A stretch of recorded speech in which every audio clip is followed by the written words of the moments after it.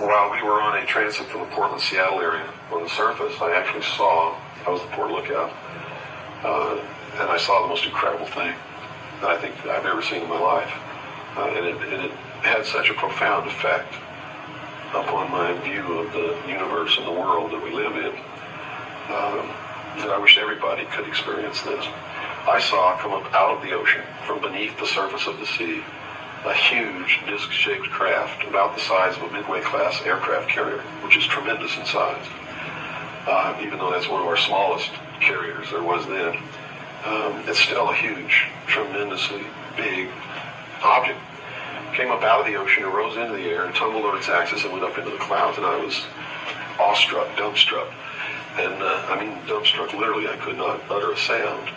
My first impulse was to tell the officer of the deck that I'd seen a flying saucer, and then luckily for me I couldn't talk, because on second thought that's not what I really wanted to say, because I didn't want to be the only Looney Tunes character on a submarine with a tight-knit crew that you had to live close quarters with, because that's a hell of a way to live. So I told the officer of the deck that I'd seen something about 15 degrees off the port bow at a relative distance of about 2.5 nautical miles. And he began to look in that area. And the starboard lookout had heard me tell him this, and he began to look over there. And while we were all three watching, either the same craft or another one exactly like it came down out of the clouds, tumbled again on its, why it done this maneuver, I don't know, but every single time it did it, it's like it came down in this attitude, and then it flipped over, and then entered the water. And the water just appeared to open up in front of it. It's just like the account in the Bible about the parting of the Red Sea. That's exactly what happened. The sea actually parted, and this thing went into the water and then closed up behind it. And this big spray went up into the air. But it wasn't a spray from the craft hitting the water. It was a spray from the water coming back in to fill up this hole that had been created. And again, I think this is incredible. What are we looking at here? And it was metal. It was a machine, and it wasn't glowing or anything like that. It didn't have any lights on it that we could see. I'd been in the Air Force. I'd worked on the state-of-the-art of our aviation capabilities. And here I was on the deck of a submarine in the conning tower, and I knew what we had to be able to have to go underwater, and I knew that the two were incompatible. Here's something that came from under the water and flew in the air and performed maneuvers, and then came back down and interfaced with the water at tremendous speed and remained intact, which realistically it never touched the water. The water sort of magically opened up in front of it, but something had to interface with that water. Anything that we had that interfaced with the water in that manner would have been disintegrated. It's like hitting a brick wall. So I was looking at a technology that, as far as our laws of physics and what we knew at that time, didn't exist. This was in 1966. Ball was as shocked as I was. He called the captain to the bridge and came up with the chief quartermaster, who brought a camera. And we all stood there and watched this occur over and over again for about 10 minutes. And I still, to this day, don't know if it was the same craft or a whole bunch of different craft going in and out of the water. But it seemed like that there was a hell of a lot of traffic on that freeway right there. And we were watching it as we went by. We never changed course. We never lowered or increased our speed. We made no attempt to communicate or signal. We made no attempt to get closer. And eventually, it just stopped. We were told not to discuss it with anyone, not even amongst ourselves, which was incredible. I never had been told anything like that in my life. And about 2 hours after we berthed at the submarine base, a commander from the Office of Naval Intelligence came on board and debriefed each one of us individually in the captain's stateroom. And the ultimate outcome of the debriefing was that we didn't see anything, we didn't hear anything, and we had to read rules and regulations that told us that if we ever talked about what it was that we didn't see, that we could be imprisoned, we could be fined $10,000, we could lose all pay and allowances due or ever to become due. And I learned at that moment that the United States Navy didn't want anybody to know about what we saw.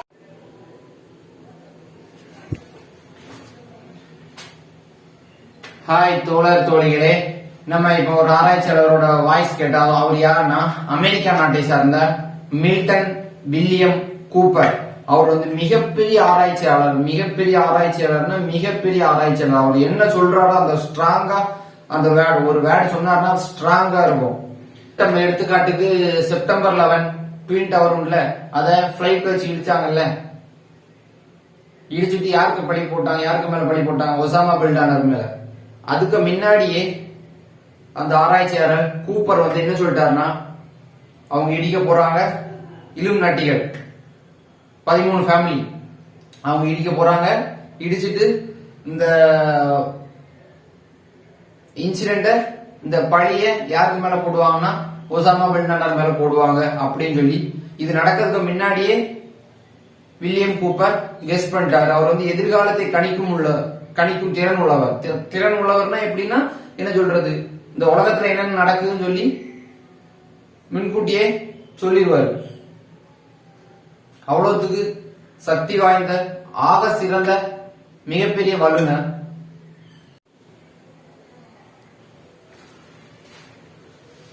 இப்போ நம்ம இந்த William Cooper என்ன சொன்னார்னா இந்த காணொலியில, அவர் வந்து 1966ஆம் ஆண்டு அவரு Indian இல்ல அமெரிக்க நேவில ஒர்க் பண்ணிட்டு இருக்க நேரம், அமெரிக்க விமானப்படையில ஒர்க் பண்ணிட்டு இருக்க நேரம், அப்போ வந்து அவரு ஒரு கண்கூடா ஒரு காட்சி பார்த்திருக்காரு. என்ன காட்சினா, ஒரு விமானம் மாதிரி இருக்கும் ரவுண்ட் ஷேப்ல, அதுவும் அவரு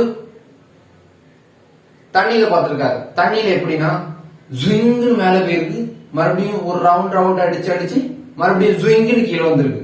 அப்படின்னா தண்ணிக்குள்ள இருந்து மேல வர நேரம் அதுக்கு அதை சுத்தி ஒரு வெற்றிடம் எம்டி ஸ்பேஸ் இருந்திருக்கு. தண்ணிக்குள்ள இருந்து அவ்வளவு ஸ்பீடா மேல வந்து ஒரு 2 ரவுண்ட் அடிச்சுட்டு மறுபடியும் மேல போயிருக்கு.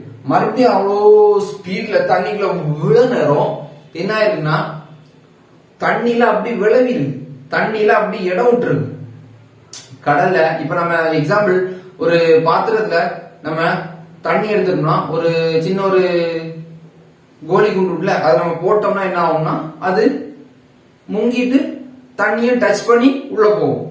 இது அப்படி இல்லை. இவர் பார்த்தது வந்து ஒரு பார்த்த உடனே ஒரு அதிர்ந்துட்டாரு. இது என்ன பார்த்தாருன்னா, அவரு அப்படியே தண்ணிக்குள்ள இருந்து அப்படியே மேல வர நேரம் ஒரு அத விமானத்தை சுற்றி என்னது வெற்றிடம் ஏற்பட்டிருக்கு. ஒரு தண்ணி வர அந்த விமானத்தை டச் பண்ணவே இல்லை. அது ஒரு ரவுண்டு மேல போயிட்டு ஒரு 2 ரவுண்ட் அடிச்சுட்டு மறுபடியும் மேல போயிட்டு மறுபடியும் கீழே வர நேரம் அவ்வளோ ஸ்பீட்ல வந்துருக்கு. வேற ஏதாவது அந்த ஸ்பீட்ல வந்திருந்தா கண்டிப்பா உடஞ்சிருக்கும் அப்படின்னு சொல்றாங்க. ஆனா அது அவ்வளோ ஸ்பீட்ல வந்ததுக்கு அப்புறமும் மறுபடியும் தண்ணியை சுற்றி ஒரு வெற்றிடம் ஏற்பட்டிருக்கு, மறுபடியும் உள்ள போயிருக்கு. இதை அவர் பார்த்து அதிர்ந்து உடனே அந்த டைம்ல ஒர்க் பண்ணிட்டு இருந்தா அவங்களோட ஹையர் ஆபீசர் கமாண்டர் போய் சொல்றாங்க. சொன்னோன்னு அவங்க என்ன சொல்றாங்கன்னா, அந்த கமாண்டர் என்ன சொல்றாருன்னா, நீங்க இதுல இங்க எதுவுமே பார்க்கல, அப்படி நீங்க இத வெளியில எங்கேயா போய் சொன்னீங்கன்னா உங்களுக்கு $10,000 ஃபைனும், உங்களுக்கு அமெரிக்கா கவர்மெண்ட் தரக்கூடிய எந்த ஒரு கவர்மெண்ட் சலுகையும் உங்களுக்கு கிடைக்காது அப்படின்னு சொல்லியிருக்காரு. இந்த நிகழ்ச்சி 1962ஆம் ஆண்டு அவர் பார்த்திருக்காரு. அதுக்கப்புறம் இவர் ஒரு பேட்டியில நம்ம ஒரு பேட்டி பார்த்தோம்னா, அது வந்து 1992ல அந்த பேட்டி கொடுத்திருக்காரு. நம்ம நினைக்கலாம்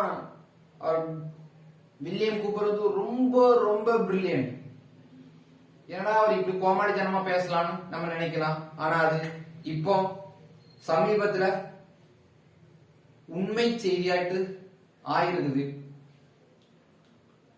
1962ல நடந்தது இப்ப மறுபடியும் ரிப்பீட் ஆயிருக்கு. அவரு 1962ல நடந்து 92ல ஒரு பேட்டியில சொல்லியிருக்காரு வில்லியம் கூப்பர். மறுபடியும் அது இப்போ நடந்திருக்கு. வாங்க அந்த காணொளியும் பார்க்கலாம். A number of experts on the show, people familiar with footage in the possession of the U.S. military, who have said there is tape out there of unidentified flying objects descending from the sky and then disappearing into the ocean. Well, today, that video emerged. The Pentagon has just confirmed that the footage is real. You're seeing it now on your screen. It was taken by the Combat Information Center on board the USS Omaha on July 15th, 2019, off the coast of San Diego. As far as we know, the UFO in question was never recovered. There was no material indicating a crash. More than that, we don't know. Tom Rogan is a Washington Examiner columnist, well versed in the subject. He joins us tonight. Tom, what do you think we're looking at here? Well, I think we may well be looking at a true unknown, which is to say intelligently controlled machinery that is not understood to be in the possession of the United States, China, or Russia, which are the three most advanced countries in terms of military aviation. Clearly, we're looking at something that is, as you just put it, being intelligently controlled, and it's going underneath the ocean and then disappearing. I mean, we're sure that this could not be a foreign nation. There isn't anything that we have top secret information about what China or Russia have, or what we have at Area 51 that can do what these things do in terms of the variable performance. And I think specifically relevant to this video, in the coming months and years, an area which we will learn more about is the interaction of US Navy submarines, nuclear ballistic missile submarines and attack submarines, picking up sonar contact of things moving at hundreds of knots under the water. And so there is a undersea dimension to this that the Navy has sort of pushed off to the side as the pilots talk more about their experiences. So there's a lot more to come out, I think, is the best way to put it. Hundreds of knots underwater. I mean, I think all of us can imagine objects moving at incredible speeds in the air, maybe even approaching, right, the speed of light, potentially, but hundreds of knots underwater, I don't think most people can even digest that. That's been recorded? That's what I've heard from sources, very good sources, and that the Navy has the data. I mean, some of this behavior challenges our understanding of physics, so I think this is going to change a lot of perception. இந்த வீடியோல நம்ம என்ன பார்த்தோம்னா, அமெரிக்க ராணுவ மையமான பென்டகம் அந்த இடத்துல நம்ம வீடியோ எடுக்க நேரம், அதே மாதிரி முன்னாடி சொன்ன மாதிரி ஒரு ரவுண்ட் ஆட்டு ஒரு விமானம் மாதிரி புஷ்ன்னு கீழே இருந்து மேலே போயிட்டு மறுபடியும் மேலே இருந்து 2 ரவுண்ட் அடிச்சுட்டு மறுபடியும் கீழே வர்றதை நீங்க உங்க வீடியோலயே நீங்க பார்க்கலாம். அதுவும் அது ஒரு அமெரிக்க ஊடகத்துல வந்த ஒரு நியூஸ். William Cooper 1966 பார்த்திருக்காரு. அவர் வெளியில சொல்றது 1992. இப்போ கிட்டத்தட்ட 55 வருடங்களுக்கு முன்னாடி அவ்வளவு பெரிய டெக்னாலஜி இருக்குமா அப்படின்னு நம்ம பார்த்தோம்னா கண்டிப்பா இருக்கு. இந்த உலகத்துல டெக்னாலஜி மறைக்கப்பட்டிருக்கு. அது ஒரு சில குறிப்பிட்ட நபர்களோடு கொண்ட குழு, அவங்க எவ்வளவோ டெக்னாலஜி கண்டுபிடிச்சிட்டாங்க. அதெல்லாம் நமக்கு வெளிப்படுத்தாம அவங்க அப்படியே பாதுகாத்து கொண்டே வராங்க. அப்போ அதுல நம்ம இப்ப என்ன தெரியுதுன்னா, இது எவ்வளவு ஸ்பீட்ல இருக்கும்னா கிட்டத்தட்ட 100 நாட்ஸ் சொல்றாங்க. 100 நாட்ஸ்னா கிட்டத்தட்ட 1 மணி நேரத்துக்கு 185 கிலோமீட்டர் ஸ்பீட். அப்போ அந்த ஸ்பீட்ல மேலே கீழே போயிட்டு இருக்கு. அது யாரோட கண்ட்ரோல்ல இருக்கு? ரஷ்யாவோட கண்ட்ரோல்ல இருக்கா, இல்ல யூஎஸ்ஓட கண்ட்ரோல் இருக்கா, இல்ல சைனாவோட கண்ட்ரோல் இருக்கா, யாருக்கு கண்ட்ரோல்ல இருக்குன்னு சொல்லி இது வரைக்கும் அவங்களுக்கே தெரியல. அப்போ இந்த உலகத்துல இவ்வளவு மர்மங்கள் நடந்துட்டு இருக்கு. அந்த டைம்ல தான் வில்லியம் கூப்பர் ஒரு அமெரிக்கா நாட்டோட சீக்ரெட்லாம் பாதுகாக்கக்கூடிய ஒரு போஸ்டிங்ல அவர் இருக்காரு. அந்த டைம்ல அவருக்கு நிறைய லெட்டர்ஸ் எல்லாம் வருது. சீக்ரெட்லாம் வரும்ல, விமானப்படைக்கு, இந்திய நேவிக்கு, கப்பற்படைக்கு நிறைய சீக்ரெட்ஸ் எல்லாம் சொல்லுவாங்கல்ல. அதுல ஒரு சீக்ரெட்ல அமெரிக்காவுக்கும் ஒரு 4 ஏலியன்ஸ்க்கும் தொடர்பு இருக்குன்னு சொல்லி இந்த கார்பரேட் உலகம் அதுல ஒரு லெட்டர்ல எழுதி போடுது. அந்த சீக்ரெட் யாருக்கு போகுது? வில்லியம் கூப்பருக்கு போகுது. வில்லியம் கூப்பர் ரீட் பண்ணிட்டு ஒரு பேட்டி கொடுக்கிறார். அவர் படிச்ச ரகசியங்கள் உண்மை, அவரு மிகப்பெரிய சயின்டிஸ்ட், இதெல்லாம் உண்மையோ அதெல்லாம் அவர் சொல்லிட்டு இருக்காரு. அந்த டைம்ல இத பத்தியும் பேசுறாரு. 4 ஏலியனும் பிளஸ் அமெரிக்காவோட தொடர்பும் இத பத்தியும் அதுல சொல்றாரு. வாங்க அந்த வீடியோ பார்ப்போம். I'm going to tell you why the United States government is afraid for you to find out what the truth is regarding UFOs.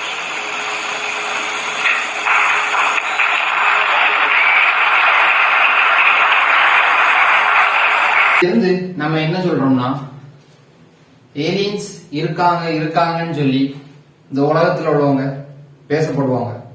திடீர்னு அமெரிக்க ஜனாதிபதி சொல்லுவார் ஏலியன்ஸ் இருக்குது, நம்ம ஏலியன்ஸுக்கு எதிராட்டு நம்ம எல்லாம் போராடணும், நம்ம எல்லாம் ஒன்றிணையணும், America, India, Pakistan, Japan, China எல்லா நாடும் சேர்ந்து ஒன்றிணைவோம் அப்படின்னு ஒரு அறிக்கை விடுவாங்க. அறிக்கையை விட்டுட்டு அப்ப நம்ம ஒன் வேர்ல்ட், ஒற்றையாட்சினா ஒரே ஒரு உலகம், நம்ம எங்கனாலும் போலாம் எங்கனாலும் வரலாம் அப்படிங்கிற ஒரே ஒரு உலகம் மட்டும்தான் இருக்கும், ஒரே ஒரு நாடு. இப்ப நம்ம எப்படி நாடு இனம் ஜாதி வேறுபாடு இன்றி இணைக்கப்படுவோம். இப்ப எப்படி பிரிச்சு இருக்குமோ அதே மாதிரி நம்ம ஒரே ஒற்றையாட்சிக்குள்ள வருவோம், ஒன் வேர்ல்ட் அப்படிங்கிற இலுமினாட்டி திட்டத்துக்குள்ள நம்ம வருவோம். சப்போஸ் அப்படி இல்லாம இருக்கலாம், ஒருவேளை மூன்றாம் உலக போர் கொண்டு வரலாம். ஆல்ரெடி கொரோனான்னு சொல்லி ஒரு டிராமா போயிட்டு இருக்குது, இதுல கொஞ்சம் கொஞ்சம் மக்கள் நல்லவர்கள் எல்லாம் கொண்டுட்டு இருக்காங்க. அது வேற ஒரு பக்கம். இது மூன்றாம் உலக போர் இல்லைன்னா, இந்த கொரோனா மூன்றாம் உலக போர் இல்லைன்னா அடுத்த மூன்றாம் உலக போர் எப்படி இருக்கும்னா, ஏலியன்ஸ் அங்கேயும் பறக்க விடுவாங்க. நம்ம இந்தியாவுக்குள்ள அந்த ஊருக்குள்ள எந்த ஊருக்குள்ள பறக்க விடுவாங்க, சைனால அந்த ஊருக்குள்ள எந்த ஊருக்குள்ள பறக்க விடுவாங்க, அமெரிக்கா அந்த ஊருக்குள்ள எந்த ஊருக்குள்ள பறக்க விடுவாங்க. திடீர்னு ஒரு பீரங்கியை சுடும், அதை நம்ம கண்ணால பார்க்க நேரிடும். அந்த நாட்டில் அந்த குண்டு போடும், இந்த நாட்டில் அந்த குண்டு போடுறோம் அப்படின்னு சொல்லி சம்பவங்கள் நடக்க சான்சஸ் இருக்குது. அந்த டைம்ல என்ன சொல்லுவாங்க, ஏலியன்ஸ்க்கு நம்ம கட்டுப்படுத்தணும், வேற்றுக்கிற வாசிகளை நம்ம அழிக்கணும் அப்படின்னு சொல்லி ஒன்றிணைவோம்னு சொல்லி ஒரு ஆர்டரை கொண்டு வருவானுங்க. அது எப்ப நடக்கும் யாருக்கும் தெரியாது. இது ஒரு யூகம் தான், ஒரு கணிப்பு. நடக்குதா நடக்கலையான்னு சொல்லி பொறுத்திருந்து பார்ப்போம். இந்த உலகத்துல ஏலியன்ஸ் ஒண்ணு இருக்க சான்ஸே இல்ல. அத நம்மள முட்டாளாக்கும் ஒரு செய்தியாத்தான் பார்க்கப்படுறது. அதனால யார் என்ன சொன்னாலும் ரொம்ப கன்ஃபியூஷன்லாம் ஆக வேண்டாம். வாழ்க வளமுடன், செழிக்கட்டும் விவசாயம், முகத்தில் நிலவட்டும் புன் சிரிப்பு, மரம் வளர்ப்போம், மழை பெறுவோம். நன்றி, வணக்கம்.